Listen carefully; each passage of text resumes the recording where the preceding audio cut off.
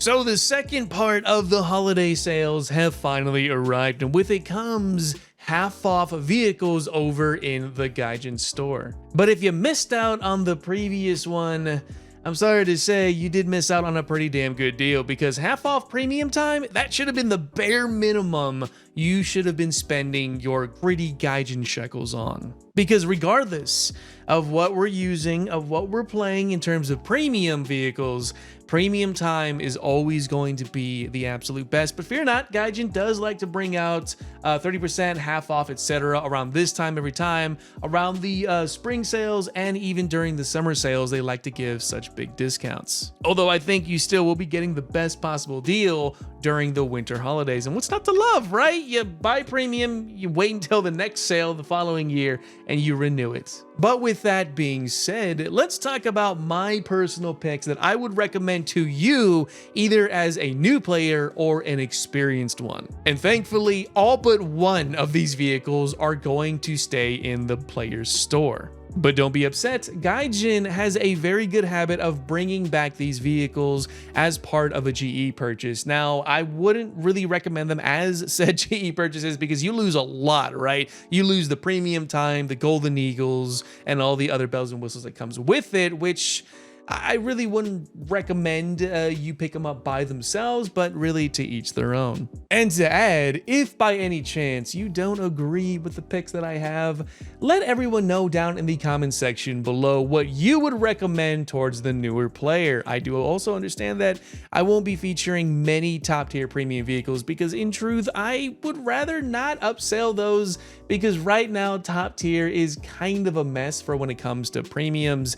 And I'm looking at you, clickbait. Yeah, even though you're on sale as well, I'm just gonna tell you right now, with America having a 35% win rate and it's just dipping further and further, I would not recommend them currently to the new player. Unless you don't mind getting smacked by more experienced players out there, which happens to be the norm at this given time.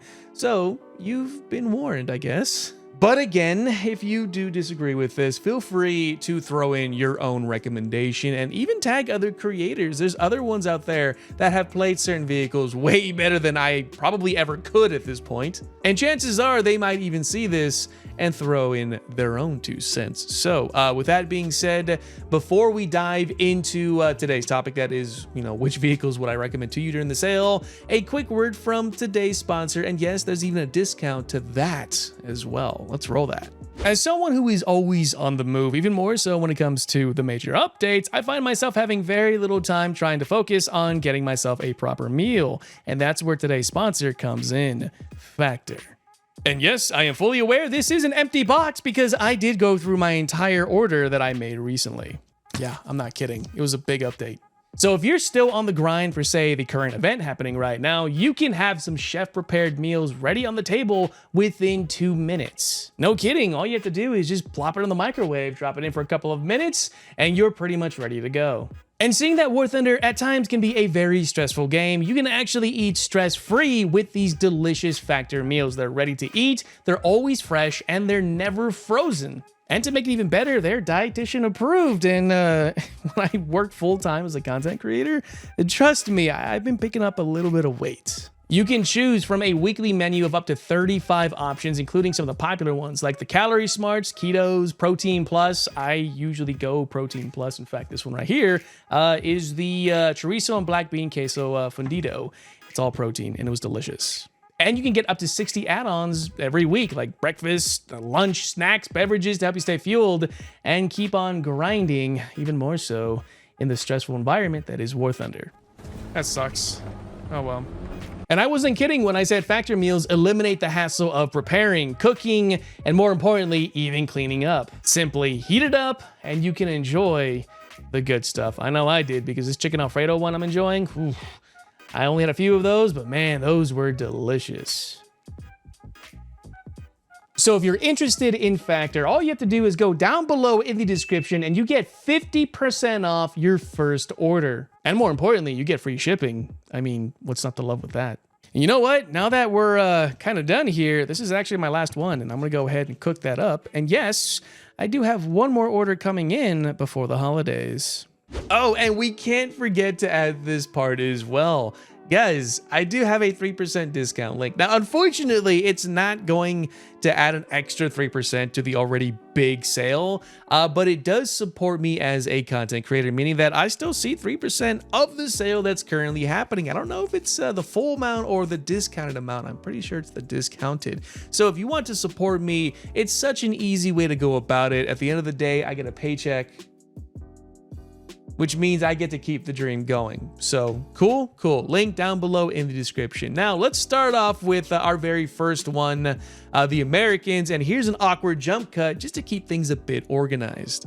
So up first happens to be the American M1 KVT, one of my personal favorites for when it comes to the American high tier premium vehicles. Now you might be wondering why I'm choosing this one over the clickbait, even though they kind of share the same environment, sort of. Well, the reason being is that those up tiers aren't really a big thing for when it comes to 10.7. Now I know your experience may vary on that. Whenever I play 10.7, I play either around the battle rating or even in a full down tier or a partial one at that too. The vehicle itself is pretty much the exact same thing you'll find with the American Tech Tree version. You fire a decent round every 5 seconds with an aced crew, being the M774. Now, this has been a controversial point for a little while.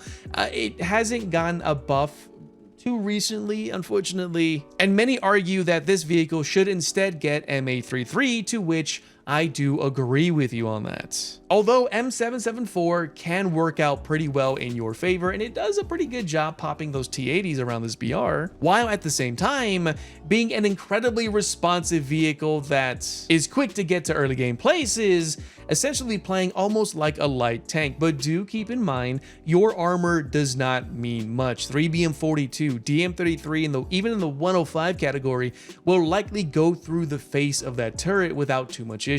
And if you get into an up tier at 11.7, everything that looks at you, even the stock darts, will have an easy time going right through you. But the beautiful part about the M1 KVT is that once you understand how to play this Abrams, every single Abrams above it is going to play pretty much the exact same way. You don't want to get shot at, you want to get those early game positions, and more importantly, you likely want to snipe with it, because right now the Abrams are in a pretty tough position with their lack of spall liners and their incredibly tall profile, even more so with the M1 Set V2.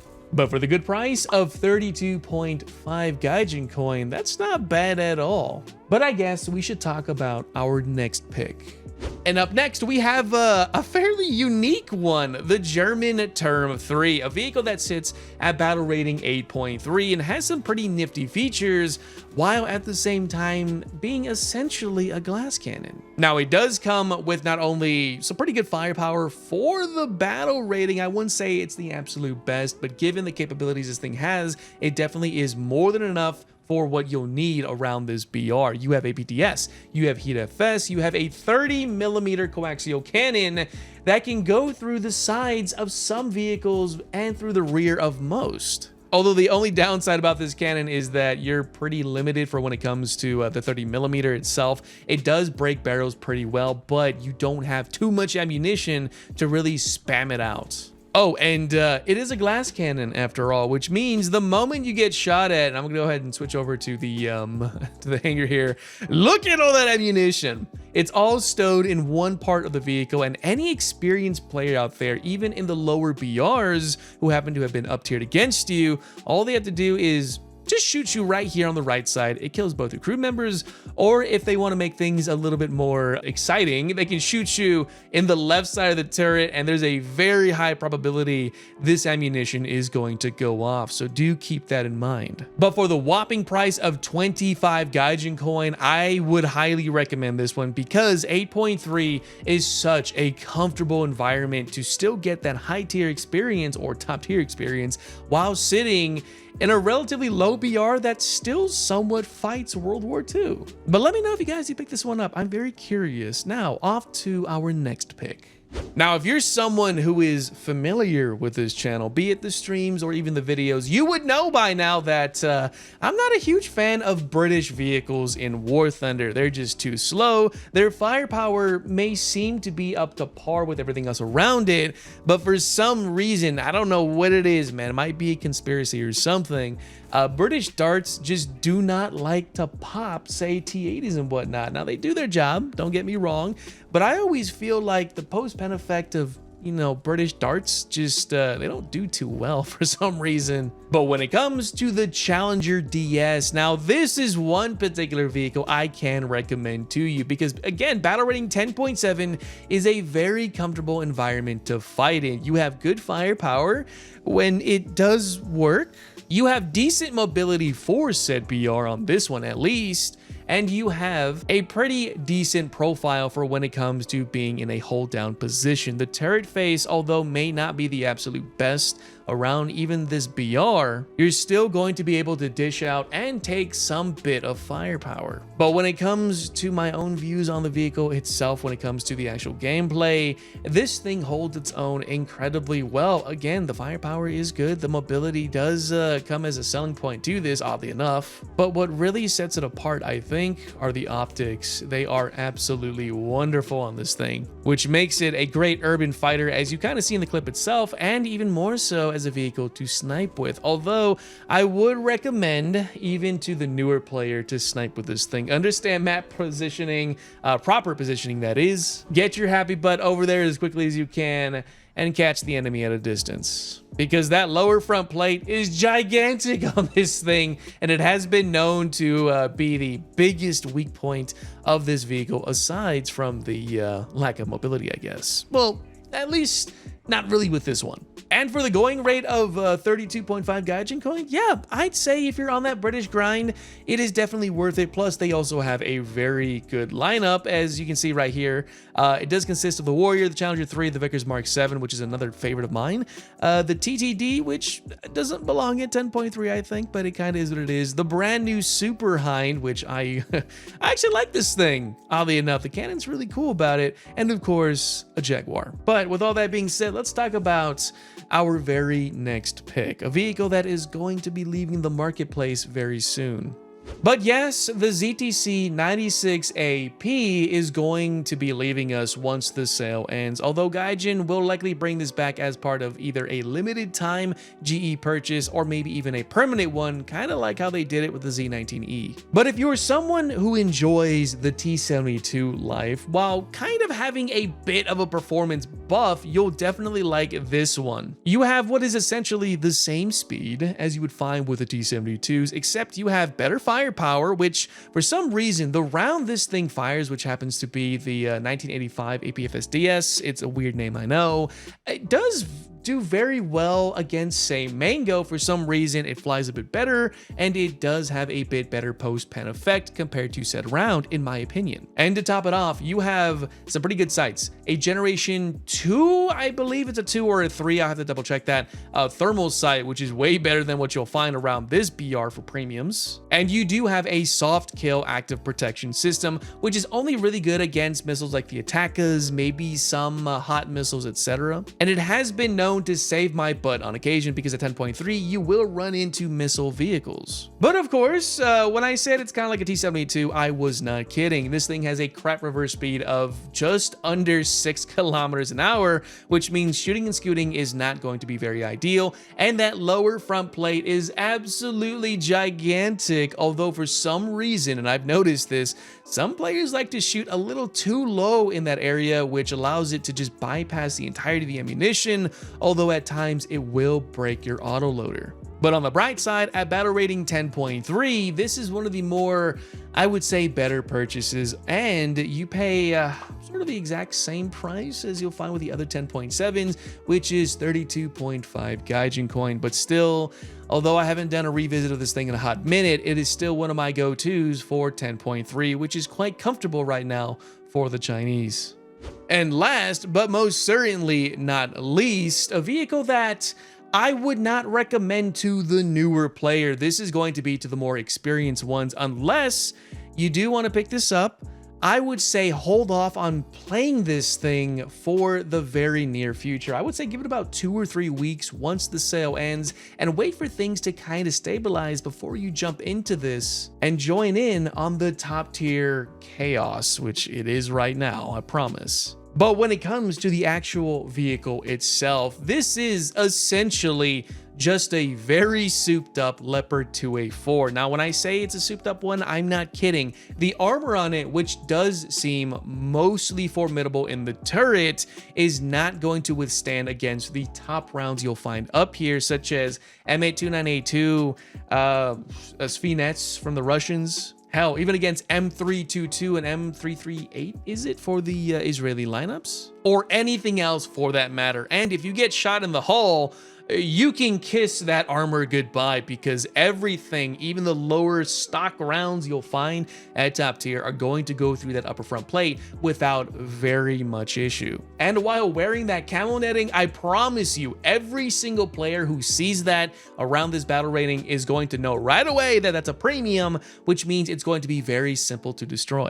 But this vehicle isn't without its own fight. It's very nimble. It's a very quick vehicle. It does fire the venerable KEW, which is a very good round around this battle rating, penetrating nearly 600 millimeters at flat point blank distances, which is not too bad. You have generation, I believe, 3 thermal sights for the gunner, and you have what is pretty much a snappy turret that you would otherwise use on every other Leopard, meaning that if you understand how responsive the gun handling is on this thing, everything else for the Leopards around this battle rating is going to be the exact same. Oh, and did I forget to mention? This thing has a 6-second aced crew reload, which is very good around this battle rating, although it's not the best compared to, say, the Japanese Type 10, TKX, or even the Abrams with their 5-second. It's still more than enough for what you'll want in a fight in this BR.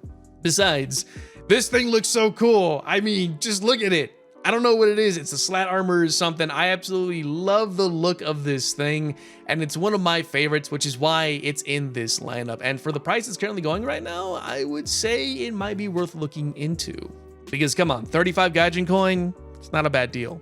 I'm not even trying to sell this to you. I'm just being honest. Okay, now let's go do our conclusion, shall we? So there you have it. Those were my picks for the current sale. Now, if you're someone who does not agree with what I was talking about in this video, feel free to, again, let me know down in the comment section below what you would recommend, why you recommend it, and is it worth it in the long run? Also, give your own experience. Tell me a good story about this thing. Tell me about a nuke drop, a back-to-back one you may have had with this, and let everyone know why this is the best possible pick. Also, it does help me out with the algorithm and get this video out to everyone, so it's a win-win. But there is one thing I do want to say to everyone who made it to this part of the video.